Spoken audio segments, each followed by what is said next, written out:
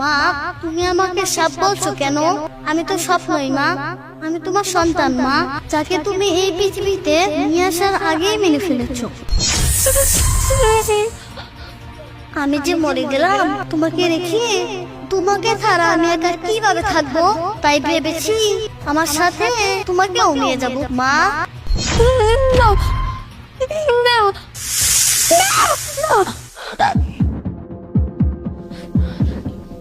কি কি হয়েছে? চিৎকার করছো কেন?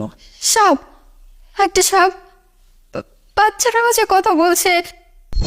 সাপ বাচ্চার আওয়াজে কথা বলছে? মানে কি কি দেখেছো, খুলে বলো তো। একটা সাপ ডাইনিং রুমে আমাকে মামা করে ডাকছে। আমি তো ভেবেছিলাম আজকে আমাকে মেরে ফেলবে। একটা সাপ তোমাকে মামা করে ডাকছে? ও আচ্ছা, আমার মনে হয় কি আজকে সকালবেলা তুমি যে ডিসিশনটা নিয়েছো তার কারণেই তোমার সাথে এমনটা হচ্ছে।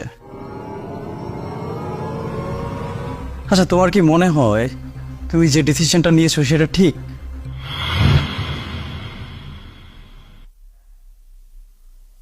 শোনো, কিছু বলবা?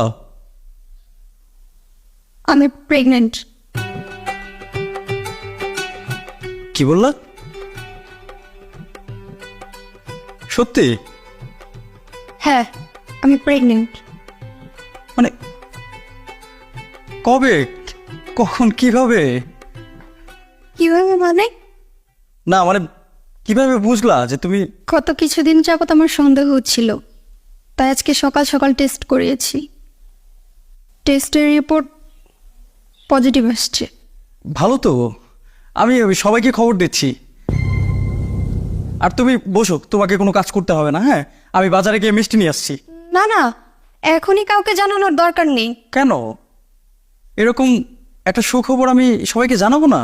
সবই তো বুঝো, সবে আমার চাকরিটা হয়েছে, এর মাঝখানে যদি আমি অফিস থেকে ছুটি নিয়ে বসি তাহলে কি আমার প্রমোশনটা হবে? তাছাড়া কেরিয়ার বলতেও তো একটা কথা আছে, তাই না?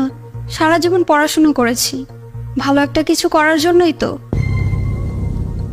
এখন শেষে যদি আমার বাচ্চা নিতে গিয়ে সব কিছু শেষ হয়ে যায় তাহলে আমি এটা বোকামি করছি না? মানে কি কি বলতে চাইছো তুমি? মানে খুলে বলো, আমি আমি কিন্তু বুঝতেছি না কিছু। বাচ্চাটা